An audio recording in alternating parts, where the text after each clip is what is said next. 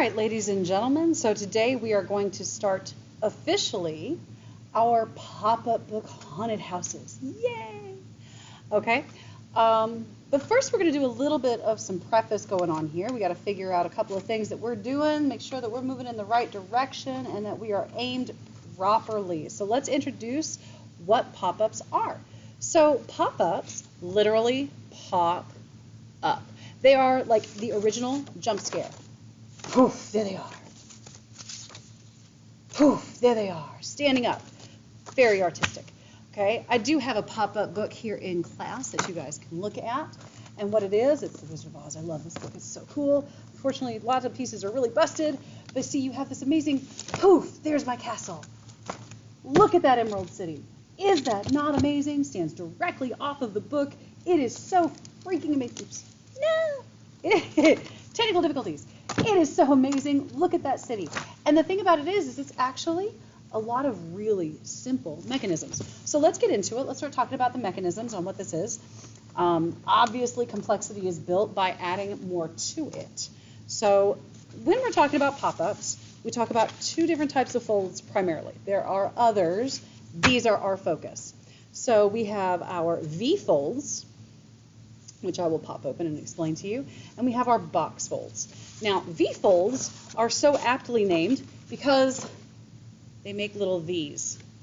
V. It is a V. Okay? Now, when we're talking about pop-ups in general, this is true of V folds and box folds over here, you have to talk about a couple of different things.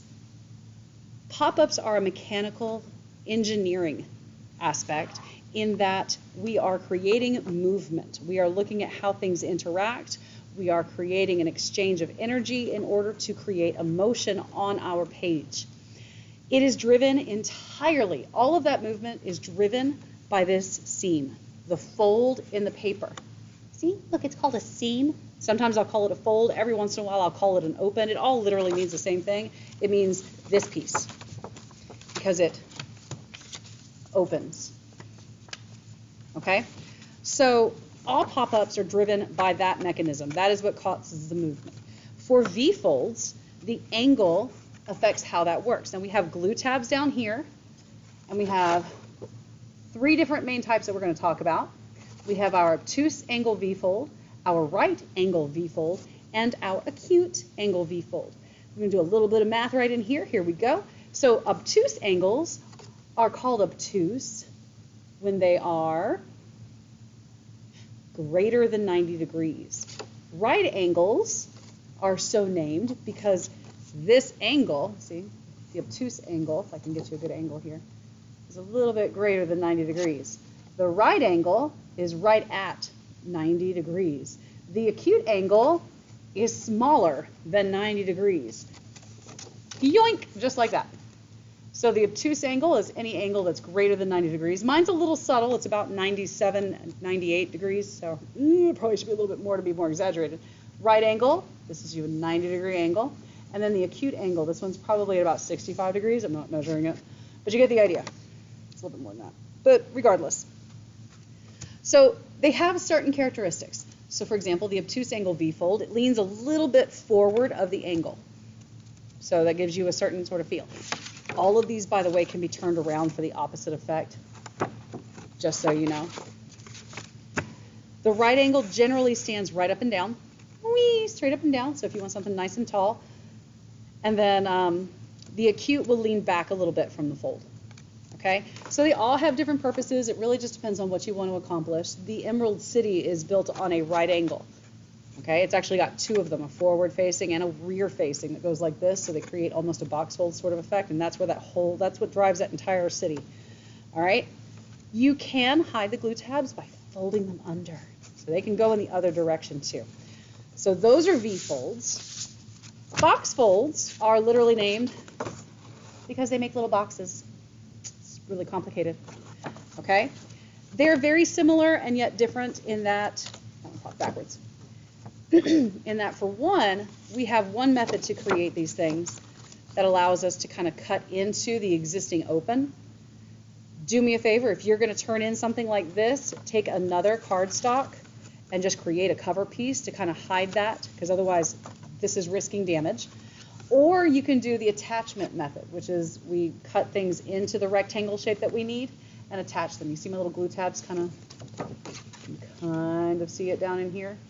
Right here's a glue tab, and then up against the wall is a glue tab. Okay? So we have even and symmetrical ones. That means that the top and the front is the same size. Box folds will let you fold them all the way down, by the way. So the top and the front are the same size. We have asymmetrical uneven box folds where the top and the front are not the same size. This guy's having some structural issues, so bear with. It's actually a lot harder to do these as a cutout as opposed to making an attachment piece. So if you need something asymmetrical, you probably want to cut that out.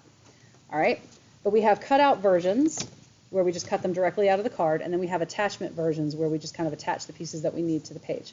All right, now the advantage is one to the other because obviously they're different. A V-fold, and I've got some really rough prototypes here, y'all, so bear with me, they are rough, they are still in process. A V-fold, once it's laid down and you have the mechanical pieces on it, will stand up. So just like the Emerald City, it stood up from the book. What you lose, though, is you lose a little bit of background. This is not attached, I'm still in process. You lose the background. So I don't have anything hanging out behind that. If you're wanting that piece to stand out and be bold, this is your method. Go for it. Whereas a box fold, it doesn't stand up all the way. Like if I open this all the way, it's going to flatten out. Okay? A box fold stands up off of the environment. So if you're wanting something back here in this simplified card version, you could draw a moon. Since it's haunted houses, you can have little bats kind of flying around. You could do like a Jack Skellington thing where you've got like a haunted undead reindeer flying through the sky. Nightmare, it's a thing. Just go for it. It's easy to add extra pieces. Your goal actually for the project that we're going to talk about is to have 2 moving pieces. This is 1. This will be 2. It attaches to the other. This V-fold, I'm actually going to work on that same thing. So I've got this house here, and then I have a tower in here that's going to attach with a box fold. So this will be 2. It'll attach up front. So I'll have 2 whole structures going on here. Okay? But V-folds allow things to stand straight up. You lose the background. Box folds, they don't really stand straight up, but you still keep this background element. So there's that too. So they each have their advantages and disadvantages. You are allowed to choose which one you want.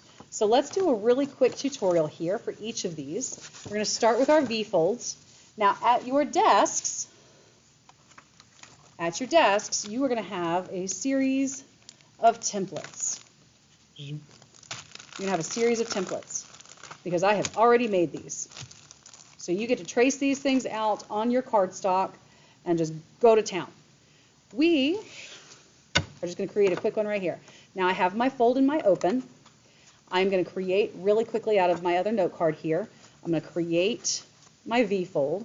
So the first thing I'm going to do is I'm going to give myself a clean seam. So I've folded it in half.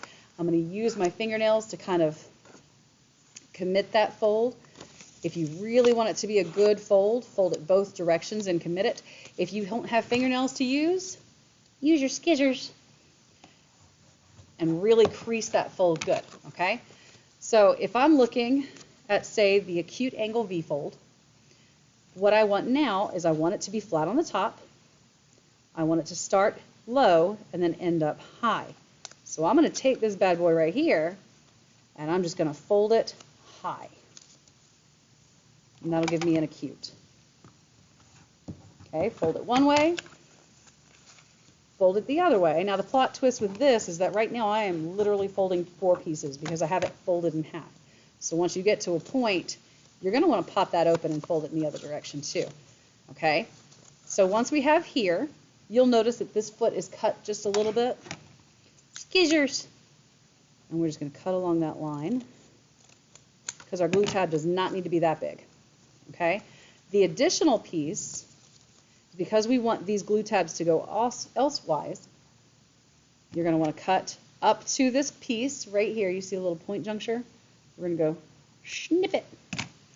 And then just to make our lives a little bit easier, I'm going to cut at an angle back up to that same crevice, that same corner right here. And just go nick. And the whole point of that is to make it so that when I put it in the page, it closes. Okay, that way they don't overlap, because if it overlaps, it's going to kill the structure. Now this is really big for this tiny little note card, so I'm just going to shrink it a little bit. Boink. Look at all that snipping. Okay, and then we want it to line up. Now remember, like I said, every one of these V folds, the center fold of the fold itself lines up with the seam of the book. So that means that this little corner right here, this one, needs to line up to the seam in the book. So here's my booklet. Sound effects included, no additional charge. Woohoo! Okay, and we have this little corner, and we're going to line them up. Now, the exact angle that we end up at is not too relevant, honestly. We just don't want them to overlap. But we're going to go into one glue tab, and I'm just going to go, no, I'm not. I lied. It's not open. Yes, it is. Give me the glue. There we go. Okay, we're just going to right there. That is way more glue than I need, so I'm going to get the excess off of here. I'm smearing it around in there really good. I am going to lay it onto my seam, onto that, and I'm just going to smush that down. Now I have a lot of glue right here, so I'm just going to go yoink. Be careful. Notice how I lifted that up off of my card. If you put that down on the card and you smear that glue, you're going to end up sealing your book shut. Okay? This is an easy way to pull this off that I just completely screwed up, because it's actually supposed to go the other direction. So we're going to pull that up really quick while it's still wet. Set that down. See, mistakes happen. And then I ended up with my fold. It's a lot shallower than what I wanted. If I want it to be wider, I can widen it up and do the same thing. But the crux of the matter is you can adjust it and figure it out. This is why prototyping is important. The glue actually just dried on me completely. We'll do that again. Here we go. Smear that out. Smear that out. Line up your seam, ladies and gentlemen. It is important to line up that seam. I can do it this way too. The problem with doing it this way, though, is that occasionally it does not line up as cleanly as you think it's going to line up. So it doesn't quite do what you're wanting it to do. Okay? So now that's folded, and I have a nice little V fold, and that's pretty easy. Okay? That is how they functionally work. You have templates here, 1, 2, 3 templates that you can trace to use for your card. They are the exact same shape as these ones. Okay, so it'll work. Now the box fold, it's the same sort of idea. We start with our folded page. Okay? If you want to do a cutout method, you need to measure out, and yes, that means you need to use a ruler. Make sure that's about the same distance, make sure it's about the same height, and measure out, because this part needs to be the same, where that's going to be. Okay? So I'm going to take my scissors. I just told you to measure out, and I'm just like, I'm going to hand draw it. And I'm going to straighten it up, because I know I'm not. There we go. Okay? Then you fold it. Make sure it's even. Fold it the other way. Make sure it's still even. And just like before, this is the best part. You ready? We're going to open it up. We're going to use our little finger. And we're going to go poke it through so it goes the other direction. And then you're going to fold it again because, honestly, extra and extra.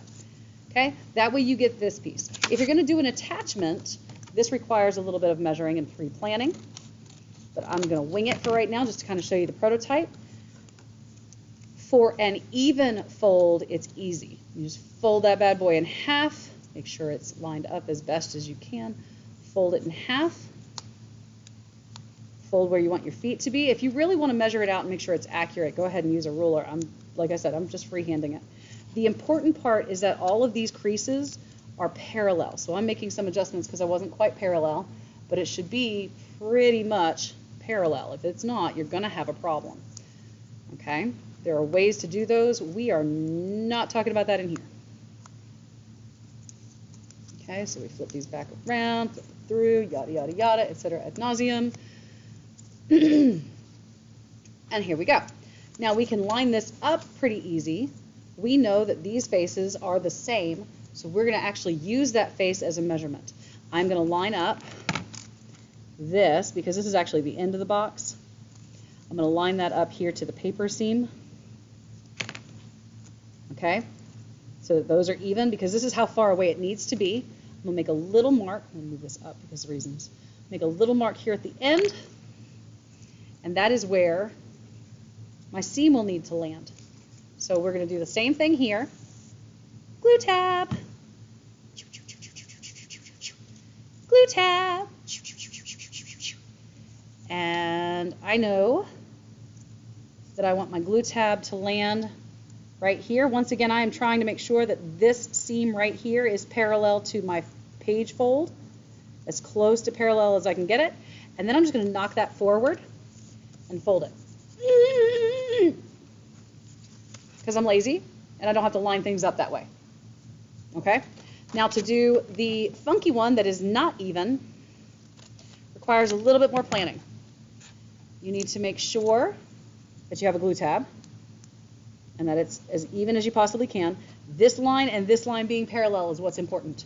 I want a short top and I want a long side. This is where it needs to, you need to pay attention, because if you do this wrong, it's going to screw up a couple of times. The world's not going to end. You might need another piece of paper. Okay, so I have two glue tabs here. This is uneven. It is not a square. It is definitely in rectangle land. And I'm going to want it to be short side down, long side up. So we're going to go, or I want the short side up top and the long face. I want it to set like this. Okay. So we need to have this glue tab be this distance. So we're going to line, so awkward. We're going to line this up so that I get this distance away. Yoink. Okay, because that's where I want that glue tab to line up. So you notice that I'm rotating around. I have to pause and think about it and slow down a little bit. Me, I'm old and I've done this before, so I can go a little bit fast. And even if I screw it up, it's not like I can't pull it off the paper and try again. Big whoop.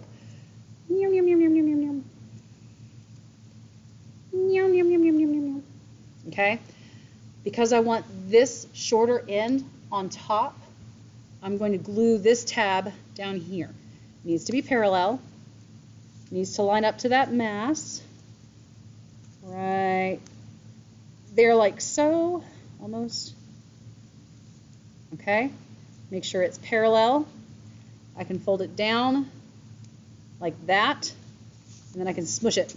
Smush it! See? Voices, so much fun. Smush it good. And then I end up with an oblong one, so I can get a really tall one. Okay? So there's a lot of different things that you guys can do. Once you have your pieces and they have their attachments and you have these faces, you need to come up with your haunted house. So you need to come up with your haunted house design. It needs to have two moving pieces. This, as sloppy as it is two moving pieces. This is a quick sketch. Now, if I were to be completely honest, what did I screw up? Let's be real. Your pieces should not come outside of the booklet. This piece is too tall. Anything that comes outside of the booklet can get destroyed. So make sure that you're keeping that in mind. Like I said, this was just a quick prototype. Prototype means a test, a practice. So I tested, I practiced, and I found out that it's too big. So if I did this again, I would make this smaller to fit the boxes a little bit better. Okay? If you need extra paper for prototyping, that is perfectly acceptable. But you have a project to get done, and hopefully I will have a final teacher sample that I can put up here later on. And other than that, y'all got stuff to do. Get working.